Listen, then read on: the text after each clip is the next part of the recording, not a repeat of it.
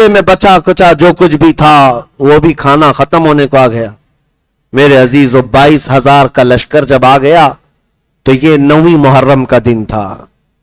9 محرم کا دن تھا. امام عالی مقام سید الشہداء شہید کربلا رضی اللہ تعالیٰ عنہ رات کے وقت اپنے خاندان والوں کو پھر جمع کرتے ہیں اور کہتے ہیں دیکھتے نہیں ہو ان کی طرف سے اس طرح کا لشکر جمع پر جمع ہوتا جا رہا ہے اور مجھے لگتا ہے یہ صرف میرے خون کے پیاسے ہیں. اگر وہ مجھے قتل کر لیں گے تو اس کے بعد وہ تم سب سے کوئی مواخذہ نہیں کریں گے, تمہارے ساتھ چھیڑ چھاڑ نہیں کریں گے. ان کو تکلیف مجھ سے ہے, ان کی خلافت کی کرسی مجھ سے ہلتی ہے, اس لیے میں یہ چاہتا ہوں کہ تم سب کے سب چلے جاؤ. مسلم بن عقیل کے شہزادوں سے کہا تمہارے باپ شہید ہوئے کوفہ میں, تمہارے 2 بھائی شہید ہوئے, میں نہیں چاہتا کہ مزید جنگ میں تم اترو, تم واپس چلے جاؤ. امام علی مقام اپنے گھر والوں کو رات کے وقت جب یہ کہنے لگے, ایک ایک شہزادے نے جو تقریر کی ہے اس رات, عزیزان گرامی اگر پڑھو گے تو تمہاری آنکھیں بھیگ جائیں گے, رو پڑھو گے. حسین اعظم کے سامنے یہ بچے کھڑے ہو کر کے جو جملے کہہ رہے تھے, اللہ اکبر, وفاداری تو ان کے خاندان میں کوٹ کوٹ کر بھری ہوئی تھی. ہر بچہ کھڑا ہوتا اور کہتا یہ آپ کیسا مشورہ ہمیں دے رہے ہیں امام علی مقام, امام پاک, آپ کے بعد جینا کس کو کہتے ہیں, آپ کے بعد زندگی کس کو کہتے ہیں؟ اگر آپ یہاں پر قتل کر دیے جائیں اور ہم زندہ رہیں تو ہماری زندگی پر لعنت ہو, ہماری زندگی پر افسوس ہو. ایسا ہرگز نہیں ہوگا کہ جب تک ہم زندہ ہیں آپ کی طرف کوئی تیر بھی آئے. امام علی مقام کے یہ جانثاروں کی جو جماعت تھی کمال کے لوگ تھے, کبھی ان کو تعداد پر اور کبھی ان کی طاقت پر غم نہیں ہوا اور خوف نہیں آیا. 82 لوگ تھے اور جانثاران اہل بیت میں اب جو شمار ہوتا ہے سنیے. یہ حالات جب بدلنے لگے, شام کا وقت آیا, گھوڑا دوڑاتے ہوئے حر بن یزید آیا, عمر بن سعد سے کہا, شمر ذل جوشن سے کہا کہ کیا حسین جو 3 باتیں کہہ رہے ہیں تم کو ان میں سے کوئی منظور نہیں؟ عمر بن سعد نے کہا میں مجبور ہوں, میں کیا کر سکتا ہوں. عبید اللہ بن زیاد کی طرف سے یہ شمر ذل جوشن خط لے کر کے آیا ہے. عبید اللہ بن زیاد صلح چاہتا ہی نہیں, وہ صرف قتل حسین چاہتا ہے. عمر بن سعد سے یہ حر بن یزید نے کہا تو پھر تجھ پر افسوس ہے, تیرے باپ رسول اللہ کے صحابی ہیں, تجھ پر افسوس ہے, تو نے خاندان نبوت کو دیکھا ہے, ان کی پرورش کو دیکھا ہے, تو کیا تو تلوار اٹھائے گا حسین کے خلاف؟ حر بن یزید یہ کوئی دوسرا آدمی نہیں, یہ سب سے پہلے 1000 کا لشکر لے کر آنے والا خود ہی پوچھ رہا ہے کیا تم لوگ حسین کے خلاف تلوار اٹھاؤ گے؟ عمر بن سعد نے کہا ہم مجبور ہیں, تلوار بھی اٹھائیں گے اور ان کا سر بھی کاٹیں گے. اتنا سننے کے بعد حر بن یزید نے فوج کو دھکا دے دیا 1000 کی, کہا یہ ساری فوج, یہ ساری طاقت تمہیں مبارک ہو, میں جاتا ہوں شہزادہ رسول کے پاس. اس لیے کہ درمیان میں کھڑے ہو کر حر بن یزید نے پکار کر کہا, لوگ کہہ رہے تھے اے حر بن یزید تو کیا کہہ رہا ہے یہ سب باتیں؟ حر بن یزید نے کہا مجھے یہ محسوس ہو رہا ہے میں جنت اور دوزخ کے بیچ میں کھڑا ہوں, میرے ہاتھ میں رب تعالیٰ نے آج فیصلہ دیا ہے, اور تو چاہے تو دوزخ لے لے, چاہے تو جنت لے لے, اس لیے کہ میں جنت کے حسین چمکتے ہوئے چہروں کو دیکھ رہا ہوں اور کسی قیمت پر میں جنت کو سودا نہیں کر سکتا. اس لیے فوج تمہیں مبارک, میں رسول اللہ کے اس شہزادے کے پاس جا رہا ہوں جو جنتی جوانوں کا سردار ہے. حسین کی طرف سے کس شہزادے نے ڈھول بجائے؟ یزیدیوں کی طرف سے جنگ کا آغاز کرنے کے لیے ڈھول بجائے گئے, طبلے بجائے گئے, نقارے, اور اس کے بعد پھر بگل بجا کر کے لوگوں نے اعلان کیا کہ جنگ چھڑ گئی ہے. حیرت ہوتی ہے ان ظالم کتوں پر کہ رسول اللہ کے خاندان کے 3 دن کے بھوکے اور پیاسے شہزادوں سے لڑنے کے لیے 22,000 کے نامردوں کی فوج جمع کر لی اور جنگ کا اعلان کرتے ہو. پھر بھی حسین اعظم کا ایک شہزادہ پیچھے ہٹنے کو تیار نہیں, منہ پھیرنے کو تیار نہیں. جنگ کا بگل بج گیا تو گھر کے اندر سے خیمے سے عورتیں سہم گئیں کہ کیا حقیقت میں یہ پوری فوج ہم پر ٹوٹ پڑنے والی ہے, یہ رسول اللہ کی امت ہے. امام علی مقام نے کہا صبر صبر. پھر عمر بن سعد जो सिपह सालार था यजीदी फौज का, लोगों को बुलाया और जो झंडा उठाया हुआ था उस शख्स को बुलाया और कहा गवाह रहना, कमान में तीर डालता है और सबसे पहला तीर इमाम हुसैन के खीमे की तरफ फेंका। कहा तुम लोग गवाह रहना, जंग की इब्तिदा करने वाला मैं हूं, सबसे पहला तीर चलाने वाला मैं हूं, ताकि अमीरुल मोमिनीन यजीद के पास से मुझे इनाम और इकराम मिले और मेरे लिए जो परवाना रे की हुकूमत का दिया गया था उसका मैं हकदार हो जाऊं। ये कैसी लालच थी, ये कैसा हिर्स था, कैसा तमा है। अजीजा ने गिरामी औकात, जंग छिड़ गई तो हुर बिन यजीद जो शख्स थे, जो खीमे हुसैन में एक रात पहले आए थे, इमाम अली मकाम के पास आकर कहते घोड़े से उतरे बगैर कि इमाम मुझे जाने दें, इमाम अली मकाम मुझे जाने दें। इमाम अली मकाम के दस्ते पाक को चूम कर वो मैदान में आए। ये सबसे पहले इंसान थे जो कूफियों को ललकारते हुए कहा तुम्हें पता है कूफा में मेरा नाम क्या है, कूफा में मेरा नाम क्या है, मुझे कूफा का पहलवान कहा जाता है किसी की मां ने दूध पिलाया तो आओ। कूफी वैसे ही बुज़दिल लोग थे, तलवारों की झुरमुट में आते और झुंड में हमला करने वाले लोग। ये हुर बिन यजीद के पास कोई आने को तैयार नहीं था। अम्र बिन साद बड़े बड़े लोगों का नाम ले लेकर धक्का देकर भेजा करता था कि जाओ इसके मुकाबिल में, जाओ इसके मुकाबिल में। हुर बिन यजीद का हाल ये था, बिफरा हुआ जैसे इंसान हो और जो करीब आए गाजर मूली की तरह उसे काट कर टुकड़े कर दे। एक ही हुर बिन यजीद है, तकरीबन कुछ घंटों में 120 लाशें गिरा चुका था। वो किसकी लाशें थी? हुर बिन यजीद ने यजीदियों के खीमे के अंदर ऐसी खलबली मचा दी थी। मैं अक्सर ये कहा करता हूं, एक दिन खीमे हुसैन में आने वाले हुर बिन यजीद की ताकत का हाल ये है, वो चंद घंटों में 120 यजीदियों के पसीने निकाल दे, बल्कि उनके खून को जमीन पर बहा करके दुनिया को ये बता दे एक दिन से अगर दामन से वाबस्ता हो जाए तो ताकत का ये हाल है, तो फिर रसूलुल्लाह के खानदान में हुसैन की गोद में पले हुए शहजादों की ताकत का हाल क्या होगा। इसीलिए मेरे अजीजों, हुर बिन यजीद को कई जत्थे मिलकर के हमला करके हुर बिन यजीद को शहीद करते हैं।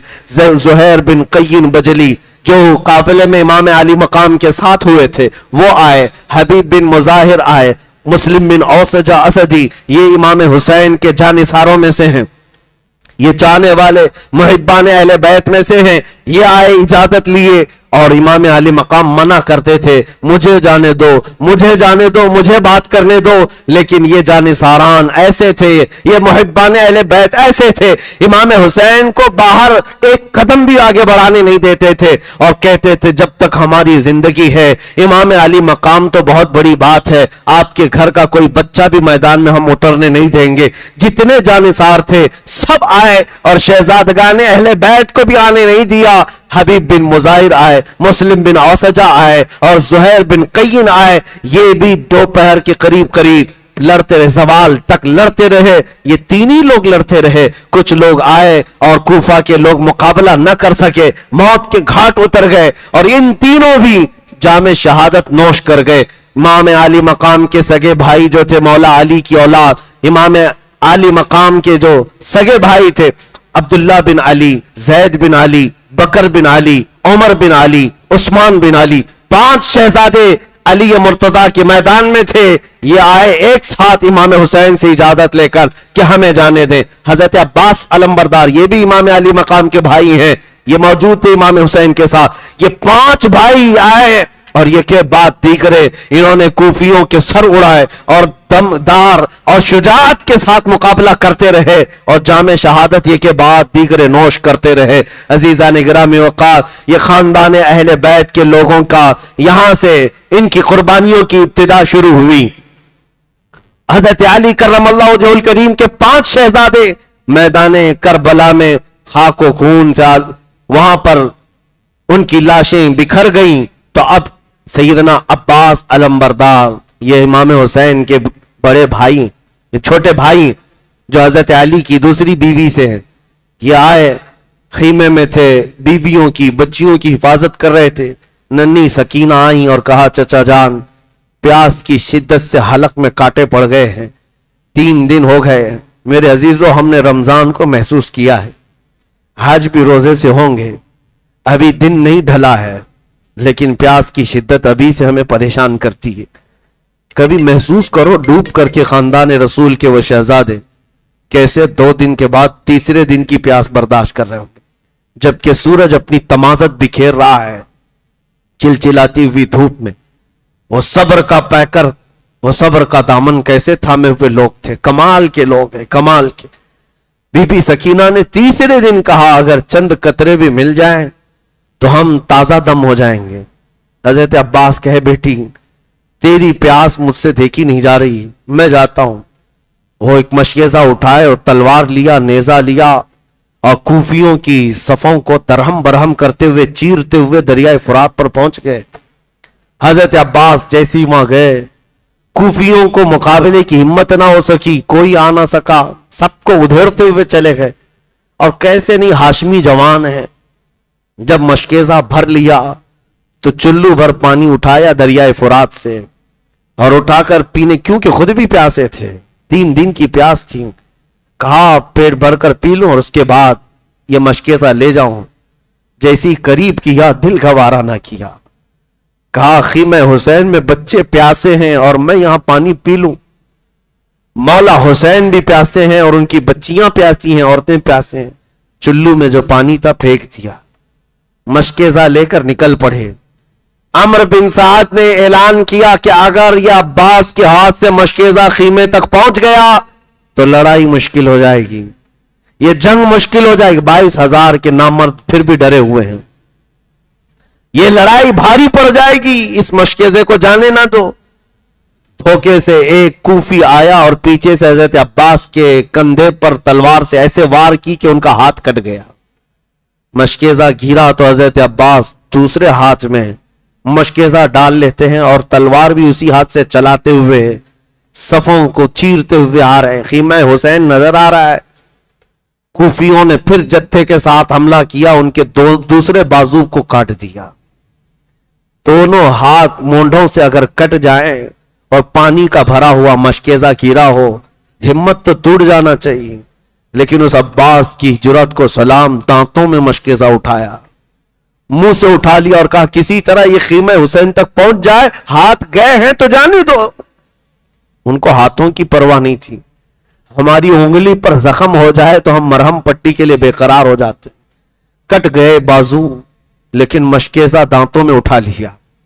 جانے لگے تو کوفیوں نے تیر مار مار کر کے مشکیزے کو پھوڑ دیا. اور مشکیزے کا پانی جب بہنے لگا تو عباس کی آنکھوں سے آنسو بہنے لگے. بڑی محنت سے سکینہ کے لیے پانی لایا تھا اور کہا کہ خیمہ حسین کی طرف جانے کی اب ہمت نہیں ہوتی. پوچھے گی بچی پھر سے کہ چچا پانی لائے، میں کیا کہہ سکتا ہوں. تو عباس علم بردار کہنے لگے مولا اس سے بہتر ہے کہ میں خالی ہاتھ تیرے نبی کے گھرانے کی طرف جاؤں، مجھے تو اپنی بارگاہ میں بلا لے. حضرت عباس علم بردار مشکیزہ پانی کا لانے کے لیے نکلے ہوئے تھے.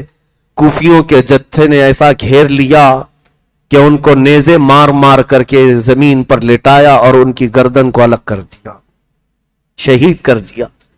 حضرت عباس جیسے ہی شہید ہوئے دور سے امام علی مقام دیکھ رہے تھے، دوڑتے ہوئے چلے آئے. کوفی ہٹ گئے تھے، شہید کرتے اور ہٹ جاتے، اپنے خیمے میں چلے جاتے یا اپنی فوج میں جا کر مل جاتے. کٹے ہوئے بازو، ایک بازو ادھر گرا ہوا ہے، ایک بازو ادھر گرا ہوا ہے. آج بھی ہم کربلا میں گئے ہیں، ہر سال جاتے دیکھتے ہیں ان کے جو بازو ہیں، کٹے ہوئے ہاتھ اتنے اتنے فاصلے پر دفن ہیں. الکف الیمنا الکف الیسرا لکھا ہوا ہے، سیدھا ہاتھ اور بایاں ہاتھ بہت دور دور دفن کیا گیا ہے. اور لاشا کٹا ہوا میدان میں ہے. 56 سال کی عمر ہے سیدنا امام حسین کی. آئے اور کہا مجھے کسی غم نے اتنا کمزور نہیں کیا جتنا میرے بھائی عباس کی شہادت نے کیا ہے. آئے اور اس لاش کو اٹھایا تو رب العالمین کی بارگاہ میں یوں کہا تھا الآن انکسر ظہری، اے مولا میری ریڑھ کی ہڈی ٹوٹ گئی، میری ریڑھ کی ہڈی ٹوٹ گئی. اور اس لاشے کو لائے، اپنے سگے بھائیوں کا جسم اٹھاتے ہوئے یہ 56 سالہ نواز رسول، تمہاری ہر ادا پر کروڑوں سلام ہے حسین، تمہارے ہر عزم حوصلے پر لاکھوں सलाम खीमे पाक की तरफ आए तो उस वक्त देखा तो इमाम कासिम तैयार होकर खड़े थे, जो इमाम हसन मुश्तबा के बेटे थे। 22 साल की उम्र थी, जिनकी सगाई सकीना बिनते हुसैन से हो चुकी थी। मौला हुसैन के पास आए और कहा, चचा जान, मेरे अम्मे मोहतरम मुझे जाने की इजाजत दें। इमाम हुसैन ने जी भर कर देखा और कहा, मेरे मरहूम भाई की एक ही तो निशानी थे, तुम्हें देखता तो मेरे बिरादर गिरामी की याद आती, तुम जाओगे। इमाम कासिम ने कहा, ए मेरे चचा जान, मैं रसूलुल्लाह की अमानत को लेकर के जा रहा हूं और इस मैदान में मैं तन्हा आपको नहीं छोड़ सकता, मुझे जाने दें। इमाम अली मकाम ने बड़े आओ बुका के साथ उनको रुखसत किया था। ये इमाम कासिम की एंट्री जो करबला में है वो लिखी हुई है तारीख तबरी में। कहा है जैसे इमाम कासिम पहली मर्तबा घोड़ा उछालते हुए करबला के मैदान में आए थे, उस वक्त कूफियों में हलचल ऐसी मची थी। एक कूफी शख्स है, वो कहता है हमें दिन के वक्त सूरज की तमाजत के बावजूद कासिम को देखकर ऐसा महसूस हुआ था कि करबला के मैदान में 14वीं का चांद तुलू हुआ है। चेहरे पर वो चमक थी, रसूलुल्लाह की शबाहत थी। मेरे आका का, खानदान अहले बैत का ये जवान हाशमी शेर जैसी आया, पुकारा हल में मुबारिजिन, कोई है मुकाबिल वाला? तो कोई आने को तैयार नहीं था। तो हजरत इमाम कासिम ने कहा, तुम में से जो बड़ा पहलवान है उसको भेजो। अजरक नाम का एक पहलवान था कूफा का, बहुत बड़ा हाथी की तरह चलता, एक बहुत बड़ा, उसको सांड कहा जाता था। अमर बिन साद ने कहा, अजरक तुम जाओ उसके सामने। वो ठट्टा मारकर हंसने लगा, कहा ये बच्चे के सामने मुझे भेज रहे हो, मेरी पहलवानी तुझे पता नहीं है, मेरी पहलवानी का अंदाजा नहीं है। अमर बिन साद ने कहा, तेरी पहलवानी बाद की, वह हैदर करार का पोता है, फातेह खैबर का पोता है, तुझे पता है, मुकाबिल में जा। कहा नहीं, मेरे 4 बेटे हैं, उनमें से किसी एक को भेजूंगा, अभी उसका सर काट कर लाएगा। अजरक के 4 बड़े बेटे थे और चारों पहलवान थे। बड़े बेटे को भेजा, इमाम कासिम के पास आया। इमाम कासिम 3 दिन के प्यासे, लेकिन तलवार ऐसी चलती थी, ऐसी तलवार चलाई कि उसका बड़ा बेटा एक ही वार में ढेर हो गया। दूसरा आया, दूसरे को मोंढों से ऐसा मारा कि वो वहां तड़पता रह गया। तीसरा आया, उसको इमाम कासिम ने काट दिया गाजर की तरह। चौथा आया, उसको भी मार दिया। अजरक अब बिफर गया, मेरे 4 बेटे एक एक बात दिख रही है, ऐसे काट दिया जैसे सब्जी को काटा जाता है। खुद आया और इतना हाथी की तरह चिंगारता हुआ, दहाड़ता हुआ, पुकारता हुआ, कहा कि तूने मेरे घर को खत्म कर दिया, मैं तेरी ईंट से ईंट बजा दूंगा, तुझे खत्म कर दूंगा। इमाम कासिम ने कहा, अजरक मैंने सुना है तू अरब का बहुत बड़ा पहलवान है, शहसवार है, लेकिन तुझे तो घोड़े की जीन बांधनी भी नहीं आती। ये तो तेरे लिए ऐब की बात है, किसी फौजी को यह ताना देना बहुत बुरी बात थी। इमाम कासिम ने इस हीले से जैसे उसको कहा, अजरक को ये बहुत गुस्सा आया और वो अपनी जेन जो बांधी जाती थी गले के नीचे, उसको देखने के लिए झुका तो इमाम कासिम ने एक ही वार में उसकी गर्दन काट दी। कूफियों में इतना खौफ मच गया कि इतने बड़े पहलवान और उसके बेटों को एक साथ इसने जहन्नम भेज दिया। ये हाशमी जवान लड़ता रहा तो अमर बिन साद ने पुकार कर कहा, इस लड़के के मुकाबिल में अकेले जाते रहोगे, ये शाम तक पूरे लोगों को काट कर रख देगा, लिहाजा इस पर हमला करो। सारे लोग तीरों से, हर जगह से लोग मुकाबिल में आ गए। एक इमाम कासिम पर उसने 300 कुत्तों को छोड़ा। 300 कुत्ते कभी इधर से नोचते, कभी उधर से नोचते। तन्हा अली का लाल हजारों में घिर गया, वो फातिमा का लाडला हजारों में घिर गया। और उसके बाद इमाम कासिम को इन 300 के जत्थे ने घोड़े से पकड़कर गिराया और उनकी गर्दन पाक को जिस्म से अलग कर दिया। ये इमाम हसन के बड़े बेटे से शहादत हुई। उसके बाद इमाम अली मकाम के बड़े बेटे अली अकबर आए। हजरत अली अकबर इमाम अली मकाम के बहुत चहेते बेटे, इनके चेहरे में रसूलुल्लाह सल्लल्लाहु ताला अलैहि वसल्लम की खूबसूरती थी। अरब कहते थे शबाहत थी, ہم شبیہ رسول ان کو کہا جاتا ہے، علی اکبر کو. یہ مولا حسین کے پاس آئے، ان کی عمر تو 19 سال کی تھی. 19 سال کا جوان آیا. کس انداز سے رخصت کیا ہوگا اپنے بیٹوں کو امام حسین نے.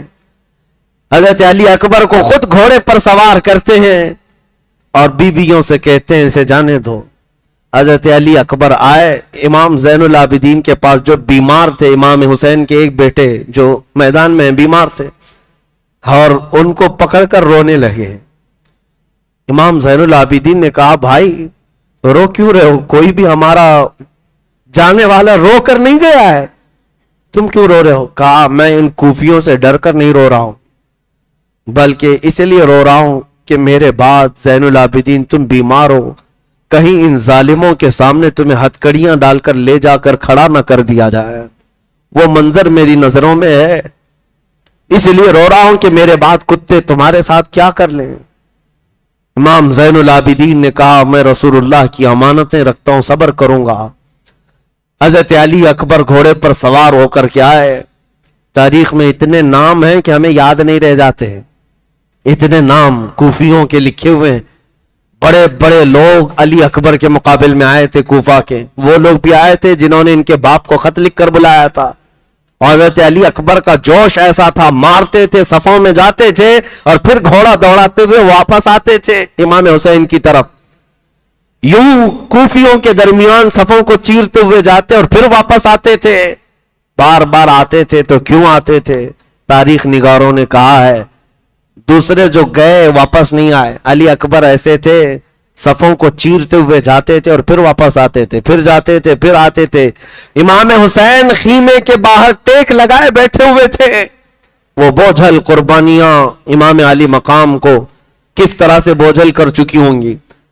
تاریخ نگاروں نے بتایا علی اکبر سے کسی نے پوچھا کہ کیوں بار بار آتے ہو؟ کہا بات در حقیقت یہ ہے ہم 3 دن کے پیاسے ہیں، کوئی پانی نہیں دیتا. میں حسین اعظم میرے باپ کے چہرے کو دیکھتا ہوں تو پیاس کم ہو جاتی ہے، تھوڑی پیاس کم ہو جاتی ہے.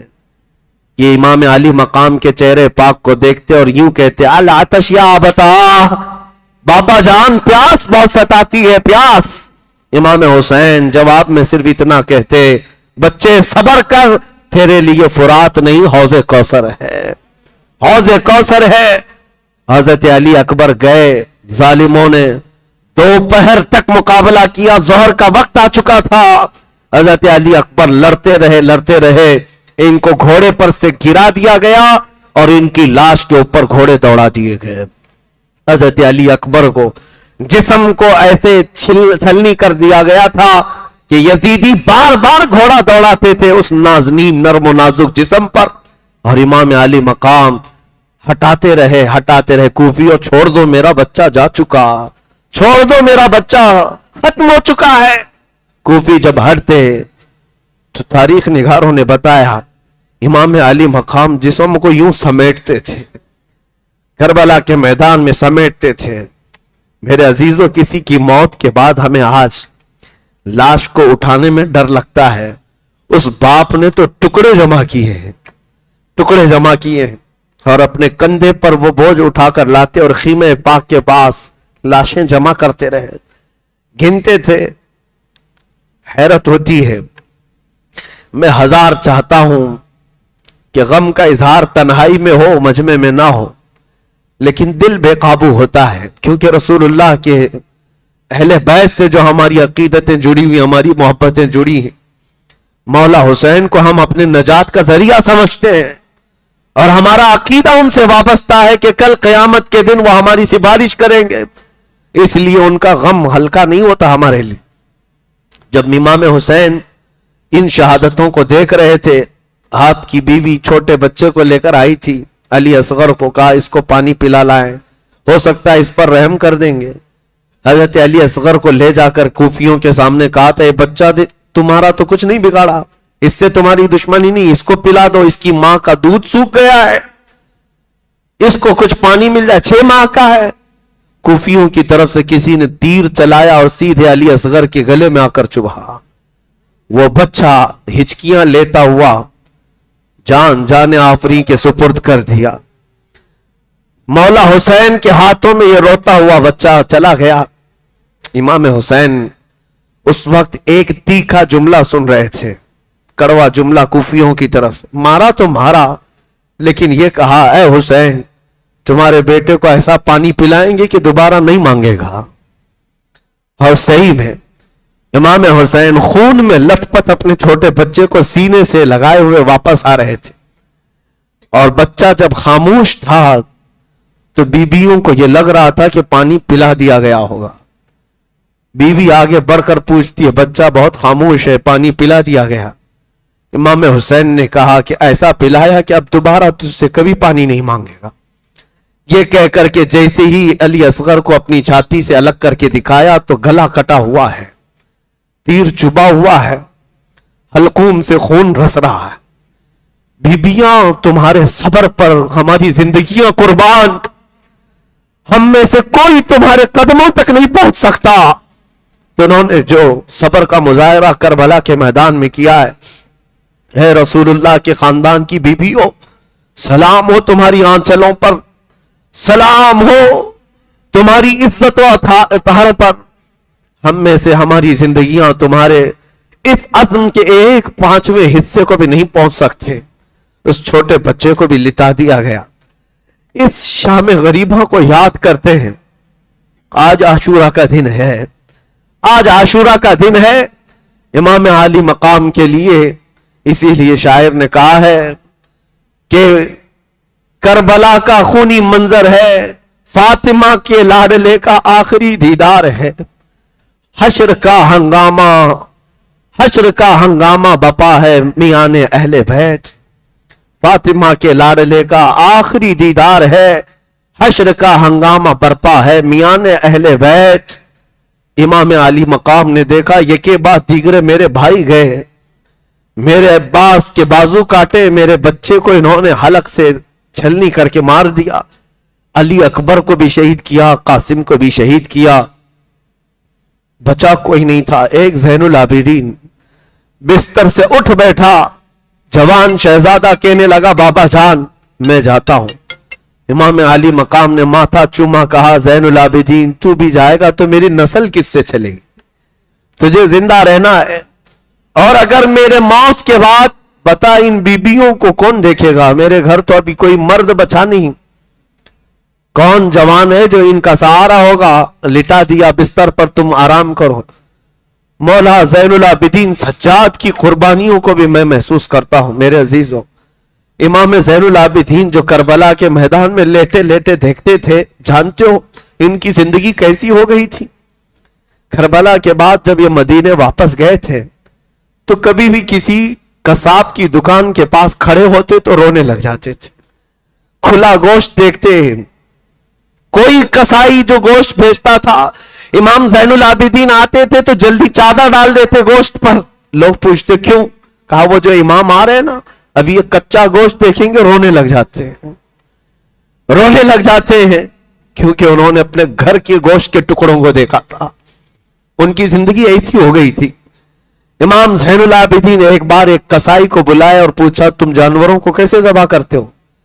कहा, किबला रुख लिटाते हैं, पानी पिलाते हैं, पढ़ते हैं और फिर ज़बह करते हैं। चीख मारी और कहा, दुनिया वाले जानवरों को पानी पिलाकर ज़बह करते, मेरे बाप को कूफियों ने 3 दिन की प्यास के बाद ज़बह किया था, मेरे घर वालों को 3 दिन की प्यास के बाद ज़बह किया था। हर कुर्बान होने वाला जानवर पानी पी करके ज़बह होता है। रसूलुल्लाह के घर का शहजादा बगैर पानी पिए दुनिया से गया। ये इमाम ज़ैनुल आबिदीन की जिंदगी का हाल था। अज़ीज़ान गिरामी वक़ार, गम उनका हक था। कई मर्तबा मदीने वाले उनके पास आते और उनको हंसाने के लिए कोई बातें कहते हैं, आप हंसते नहीं, जिंदगी भर किसी ने आपको हंसते हुए नहीं देखा। लोग कहते गम हो गया, कभी तो मुस्कुराए। इमाम ज़ैनुल आबिदीन कहते, तुम उससे हंसने की उम्मीद रखते हो जिसके सामने उसके बाप के टुकड़े हैं, उसके भाई के टुकड़े, उसके घर की औरतें बेआबरू हो गई, तुम उसके हंसने की उम्मीद रखते हो। लोगों खैर करो, शुक्र करो कि आंसू निकलते हैं, यहां तो खून निकलना चाहिए। यकीनन उनके घर पर जो हालात आए, میں سمجھتا ہوں دنیا میں کسی اور کے پاس ہوتے تو اتنا بڑا امتحان نہیں دے سکتا تھا، اتنا بڑا امتحان نہیں دے سکتا تھا۔ امام حسین عظیم، اس قائد کو لاکھوں سلام۔